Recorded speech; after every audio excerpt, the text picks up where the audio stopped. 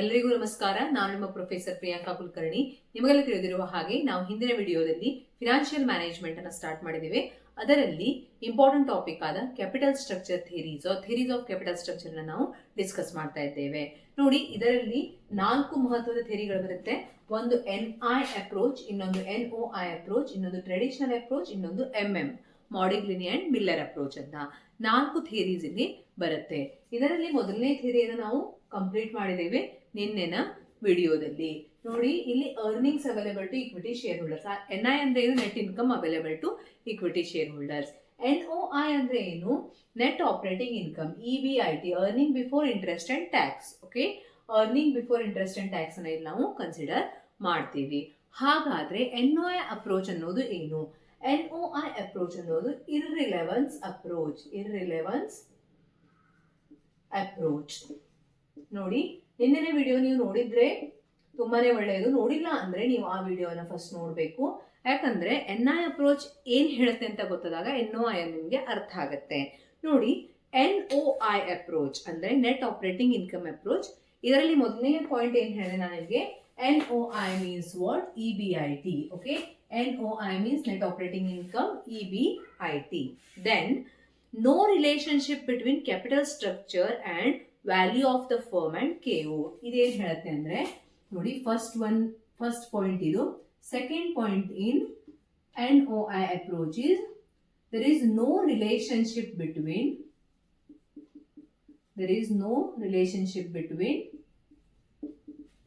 capital structure, value of the firm and KO. ಇದರ ಅರ್ಥ ಏನ್ ಹೇಳಿ?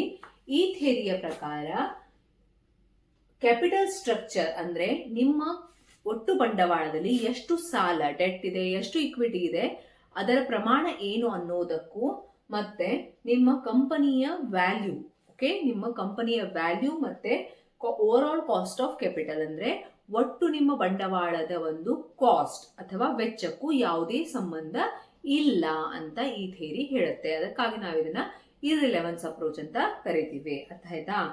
Because when we use debt, it may be cheaper source of finance, but it rises or it increases the risk too. ಅಂದ್ರೆ ನಾವೇನ್ ಹೇಳ್ತಾ ಇದ್ವಿ? ಇನ್ NI approach ನಾವು ಸಾಲವನ್ನ ಜಾಸ್ತಿ ಮಾಡಿದ ಹಾಗೆ, ಡೆಟ್ ಕ್ಯಾಪಿಟಲ್ ಅನ್ನ ಜಾಸ್ತಿ ಮಾಡಿದ ಹಾಗೆ ಏನಾಗತ್ತೆ ಅಂದ್ವಿ? Overall cost of capital, ಆ ಒಂದು ಕಂಪನಿಯ ಒಟ್ಟು ಕ್ಯಾಪಿಟಲಿನ ಮೊತ್ತ ಕಡಿಮೆ ಆಗತ್ತೆ ಅಂತ ನಾನು ನಿಮಗೆ ಹೇಳಿದ್ದೆ ನಿನ್ನೆ. ಎಲ್ಲಿ? NI ಅಪ್ರೋಚ್ ಅಲ್ಲಿ. ಯಾಕಂದ್ರೆ ಡೆಟ್ ಅನ್ನೋದು ಇಕ್ವಿಟಿಗಿಂತ ಚೀಪರ್ ಸೋರ್ಸ್ ಆಫ್ ಕ್ಯಾಪಿಟಲ್ ಅಂತ ನಾನು ನಿಮ್ಗೆ ಹೇಳಿದ್ದೆ. ಯಾಕೆ ಚೀಪರ್ ಸೋರ್ಸ್ ಆಫ್ ಕ್ಯಾಪಿಟಲ್ ಹೇಳಿ? ಕಂಪನಿಗೆ ಜಾಸ್ತಿ ಪ್ರಾಫಿಟ್ ಆದಾಗ ಇಕ್ವಿಟಿ ಶೇರ್ ಹೋಲ್ಡರ್ಸ್ಗೆ ನಾವು ಜಾಸ್ತಿ ಪ್ರಾಫಿಟ್ ಅನ್ನ ಕೊಡಬೇಕಾಗತ್ತೆ. ಆದ್ರೆ ಸಾಲದ ಮೇಲಿನ ಇಂಟ್ರೆಸ್ಟ್ ಯಾವಾಗಲೂ ಕಾನ್ಸ್ಟೆಂಟ್ ಆಗಿರುತ್ತೆ. ಆದರೆ NOI ಅಪ್ರೋಚ್ ನಲ್ಲಿ ಏನ್ ಹೇಳ್ತಾರೆ ಅಂದ್ರೆ, ಸಾಲ ಜಾಸ್ತಿ ತೆಗೆದುಕೊಂಡಂತೆ ಅದು ಒಂದು ಚೀಪರ್ ಸೋರ್ಸ್ ಆಫ್ ಕ್ಯಾಪಿಟಲ್ ಆಗಿದ್ರು ಕೂಡ ರಿಸ್ಕ್ ಕೂಡ ಜಾಸ್ತಿ ಆಗತ್ತೆ. ಹೌದಾ? ಸಾಲಗಾರರಿಗೆ ನಿಮಗೆ ಲಾಭವಿರಲಿ ನಷ್ಟವಿರಲಿ ನೀವು ರಿಟರ್ನ್ ಅನ್ನ ಕೊಡಲೇಬೇಕಾಗತ್ತೆ. ಅದಕ್ಕಾಗಿ ಅದು ರಿಸ್ಕಿ ಆಗಿರುತ್ತೆ. ಅದಕ್ಕೇನ್ ಹೇಳ್ತಾರೆ ನೋಡಿ, because when we use debt, it may be cheaper source. Debt is a cheaper source, but debt is riskier source also. ಇದೇನಿದೆ ಹೇಳಿ? ರಿಸ್ಕಿ. ಡೆಟ್ ಏನಿದೆ? ರಿಸ್ಕಿ. ಇದರಿಂದ ಏನಾಗುತ್ತೆ ಅಂದ್ರೆ, ಕಂಪನಿಯಲ್ಲಿ ಸಾಲದ ಮಟ್ಟ ಹೆಚ್ಚಾದಂತೆ, ಡೆಟ್ ಕ್ಯಾಪಿಟಲ್ ಅನ್ನ ಹೆಚ್ಚು ಮಾಡಿದ ಹಾಗೆ ನಿಮ್ಮ ಇಕ್ವಿಟಿ ಶೇರ್ ಹೋಲ್ಡರ್ಸ್ ಏನಿರ್ತಾರೆ ಅವರು ರಿಟರ್ನ್ಸ್ ಅನ್ನ ಹೆಚ್ಚು ಬಯಸಲು ಸ್ಟಾರ್ಟ್ ಮಾಡ್ತಾರೆ. Okay, because of this equity shareholders risk increases and they expect highest KE. ಅರ್ಥ ಆಯ್ತಾ? ಇವಾಗ ನೋಡಿ, ಮೊದಲು 50-50 ಇತ್ತು ಅನ್ಕೊಳ್ಳಿ. Equity share holder is 50 and this debt is 50%. ಎರಡು 50-50% ಇತ್ತು. ಇವಾಗ ನೀವು ಡೆಟ್ ಅನ್ನ 70% ಮಾಡ್ತಾ ಇದ್ದೀರಾ. ಡೆಟ್ ಅನ್ನ 70% ಮಾಡ್ತಾ ಇದ್ದೀರಾ. ಇಕ್ವಿಟಿ ಏನಾಗುತ್ತೆ? 30%ಗೆ ರೆಡ್ಯೂಸ್ ಆಗುತ್ತೆ. ಈಗ ಸಾಲದ ಮಟ್ಟ ಹೆಚ್ಚಾದಾಗ ಇಕ್ವಿಟಿ ಶೇರ್ ಹೋಲ್ಡರ್ಸ್ ರಿಸ್ಕ್ ಜಾಸ್ತಿ ಆಯ್ತು, ಅವರಿಗೆ ರಿಸ್ಕ್ ಅನಿಸ್ತಾ ಇದೆ ಇವಾಗ.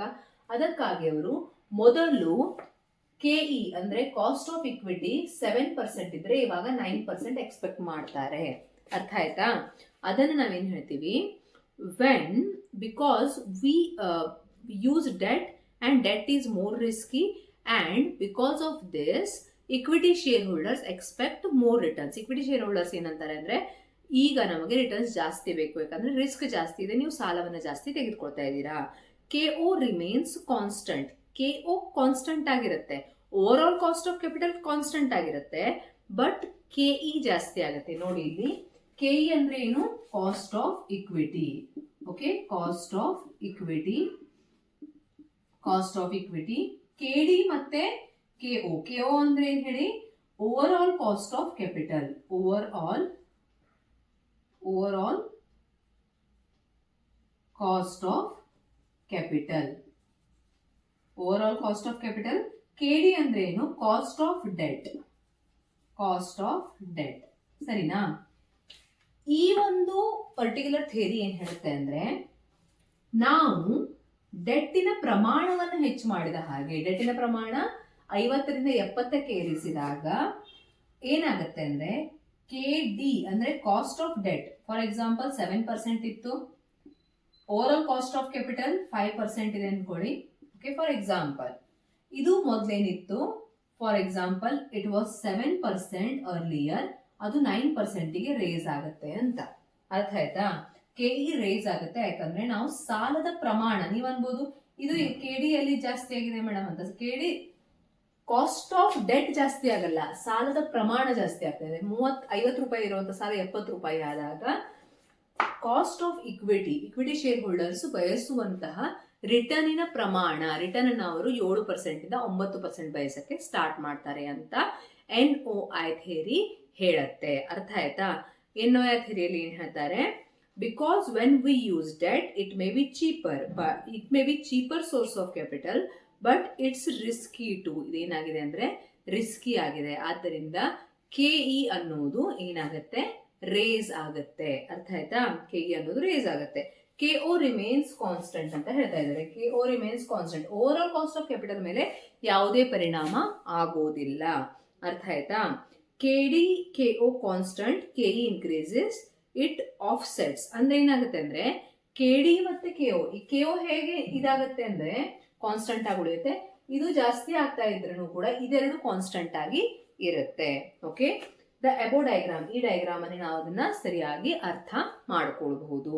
ಓಕೆ, ಇಲ್ಲಿ ವ್ಯಾಲ್ಯೂ ಆಫ್ ದ ಫರ್ಮ್ ಅನ್ನ ಕ್ಯಾಲ್ಕುಲೇಟ್ ಮಾಡುವಂತ formula same. Value of the firm is equal to EBIT divided by KO. KO is overall cost of capital. ನಾವು ಅಲ್ಲಿ ಫಾರ್ಮುಲಾನ ನೋಡಿದ್ವಿ, ಅದೇ ಫಾರ್ಮುಲಾಸ್ ಇಲ್ಲಿ ಅಪ್ಲೈ ಆಗುತ್ತೆ. ಬಟ್ ಇಲ್ಲೇನು ಇದರ ಒಂದು ನಾವೇನಂತೀವಿ, the structure of the theory is different. ಅರ್ಥ ಆಯ್ತಾ? Okay, next one is traditional approach. ನಿಮ್ಗೆ ಇದು ಅರ್ಥ ಆಯ್ತು ಅನ್ಕೊಳ್ತೀನಿ. Next one is traditional approach. Traditional approach ಅಲ್ಲಿ ಏನ್ ಹೇಳ್ತಾ ಇದ್ದಾರೆ? ಟ್ರೆಡಿಷನಲ್ ಅಪ್ರೋಚ್ ಇಂಟರ್ಮೀಡಿಯೇಟ್ ಅಪ್ರೋಚ್, ಇದನ್ನ ಏನಂತ ಕರೀತಾರೆ? Traditional approach or intermediate approach. ಇದನ್ನ ನಾವು ಟ್ರೆಡಿಷನಲ್ ಅಪ್ರೋಚ್ ಅಥವಾ ಇಂಟರ್ಮೀಡಿಯೇಟ್ ಅಪ್ರೋಚ್ ಅಂತ ಕರಿತೇವೆ. Impact of leverage is in 3 stages. ಇದರ ಪ್ರಕಾರ impact of leverage is in 3 stages. ಅಂದ್ರೆ ಸಾಲದ ಪರಿಣಾಮ, ನಾವು ಕಂಪನಿಯಲ್ಲಿ ಬಳಸುತ್ತಿರುವಂತಹ ಡೆಟ್ಟಿನ ಪರಿಣಾಮ 3 ಸ್ಟೇಜ್ಗಳಲ್ಲಿ ಆಗುತ್ತೆ ಅಂತ ಹೇಳ್ತಾರೆ ಅವರು. Okay, 3 stages. ಯಾವ 3 ಸ್ಟೇಜಸ್?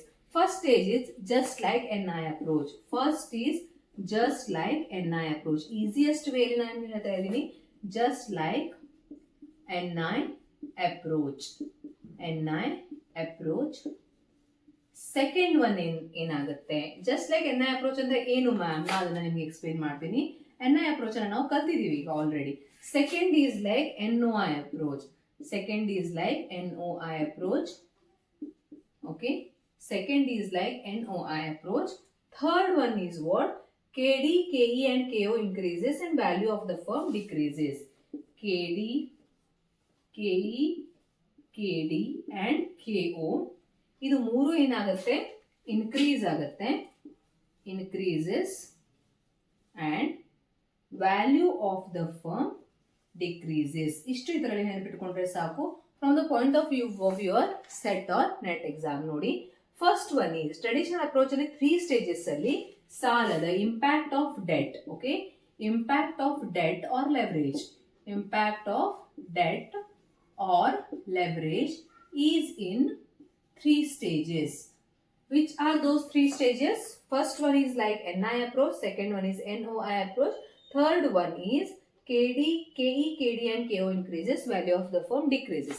ಇದರ ಅರ್ಥ ಏನು? NI approach ಏನು ಹೇಳುತ್ತೆ?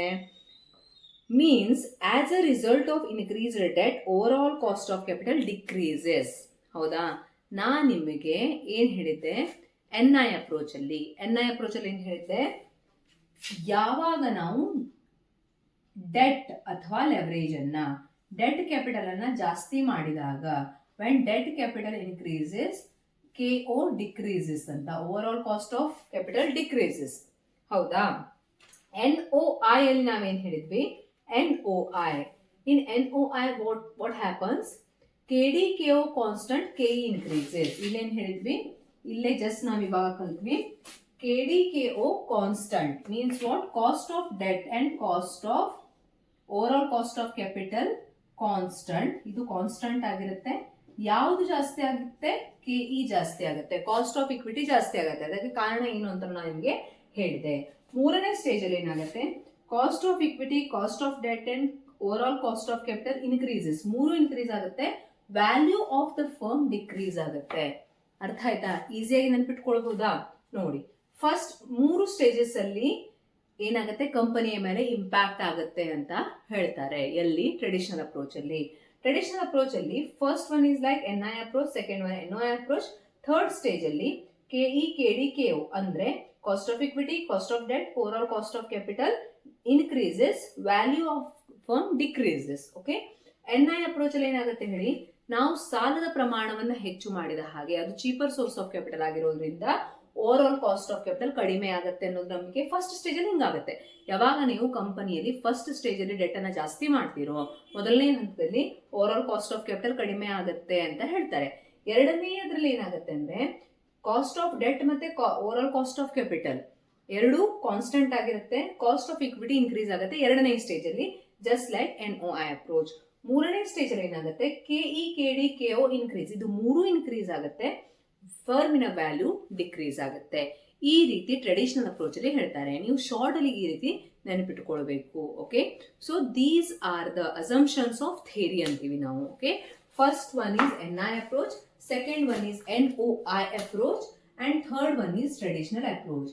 In next class we'll discuss about MM approach, that is Modigliani and Miller's approach. Thank you. ನಾವು ಮುಂದಿನ ತರಗತಿಯಲ್ಲಿ ಮತ್ತೆ ಭೇಟಿಯಾಗೋಣ. ಹೀಗೆ ನನ್ನ ಚಾನೆಲ್ಗೆ ಸಬ್ಸ್ಕ್ರೈಬ್ ಮಾಡಿ ಮತ್ತೆ ನಿಮ್ಮ ಫ್ರೆಂಡ್ಸ್ ಒಂದಿಗೆ ಶೇರ್ ಮಾಡಿ, ವಿಡಿಯೋಸ್ ಅನ್ನ ಲೈಕ್ ಮಾಡಿ. Thank you very much.